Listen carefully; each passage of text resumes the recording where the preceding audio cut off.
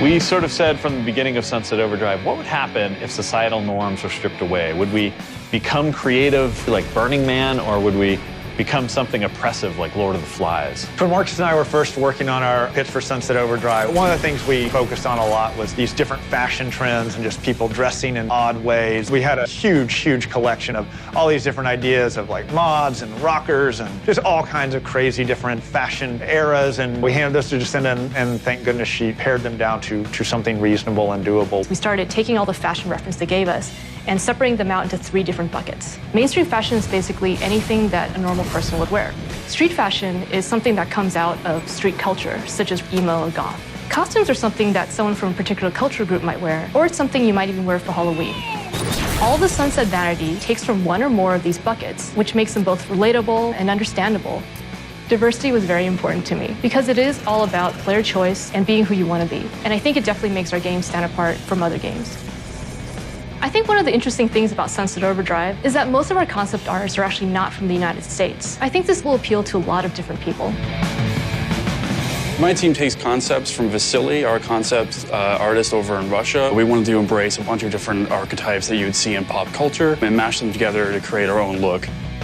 In Sunset Overdrive, we allow you to choose from many different archetypes in the game. That includes different races, different body types, big and small, and different genders. We have outfits that are meant to be together, and you can get them as presets in the game. You can combine all the different pieces to make exactly what you want. So if you get your Day of the Dead face paint, you can combine that with your wrestling pants, your chainmail shirt, and your cowboy boots. Every item that you unlock in the game will have Havoc physics applied to it as well. So when you're running around the world, we really want you to feel like it's alive. Clothes sort of provide people's most obvious identity and can even act as masks. So it's really important to me and Marcus that vanity stay as just a purely vanity element, that we didn't attach RPG stats or any other bonuses to it. And it was something that was a really big fight around the studio. Marcus and I just had to stand firm and say, you know, it's really important to this game that players be able to wear whatever they want to wear to express themselves.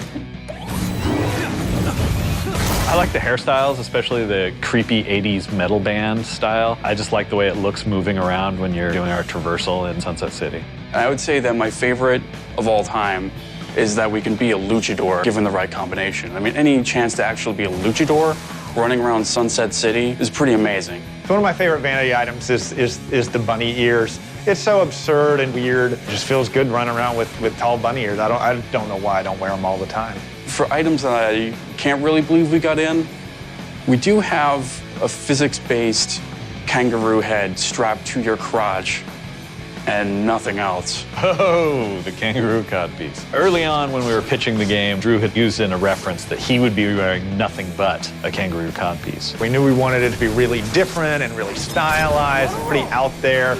And it just seemed so absurd, but we started pitching it that way, and every pitch we did, we would talk about the kangaroo codpiece, and I think it was one of the first things you can look at or talk about and be like, now that is Sunset Overdrive. So after you've dressed up your character and you've got them looking the way you want, we still got a ton of customization with the weapons, the traps, the amps, a lot of different things on the gameplay side. So thanks for coming to Comic-Con and checking Sunset Overdrive out. Hope you pick it up on October 28th and let your freak flag fly high.